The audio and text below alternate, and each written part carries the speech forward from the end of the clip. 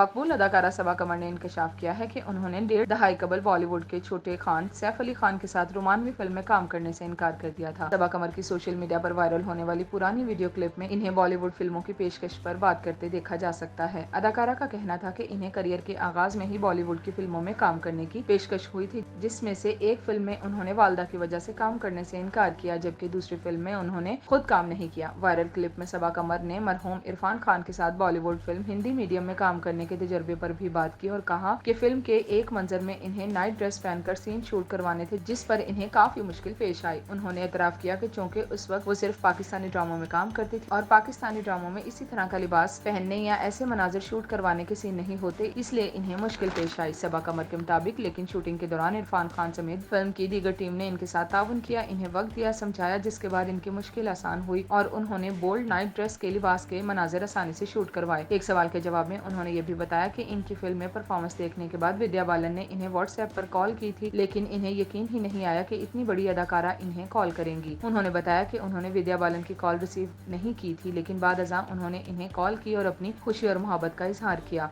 इसी प्रोग्राम में एक सवाल के जवाब में सबा कमर ने इंकशाफ किया कि इन्हें बॉलीवुड फिल्म में काम की पेशकश हुई थी, लेकिन उस वक्त इन्हें वालदा ने इसमें काम करने से मना किया था और उन्होंने वालदा की खुशी की खातिर पेशकश मुस्तरद कर दी। उन्होंने बताया कि इन्हें सैफ अली खान के हमरा रोमानवी फिल्म लव आजकल में भी काम की पेशकश हुई थी, लेकिन उन्होंने मौवन किरदार की वजह से इसे मुस्तरद कर दिया था। उन्होंने मुस्कुराते हुए बताया कि जब इन्हें पता चला कि फिल्म में दीपिका पादुकोण भी है तो उन्होंने फिल्म में काम करने से इनकार किया, लेकिन बाद अज़ां जब उन्होंने मज़कूरा फिल्म देखी तो इन्हें अपने फैसले पर पछतावा हुआ और इन्हें लगा कि इन्हें ऐसी बेवकूफ़ी नहीं करनी चाहिए।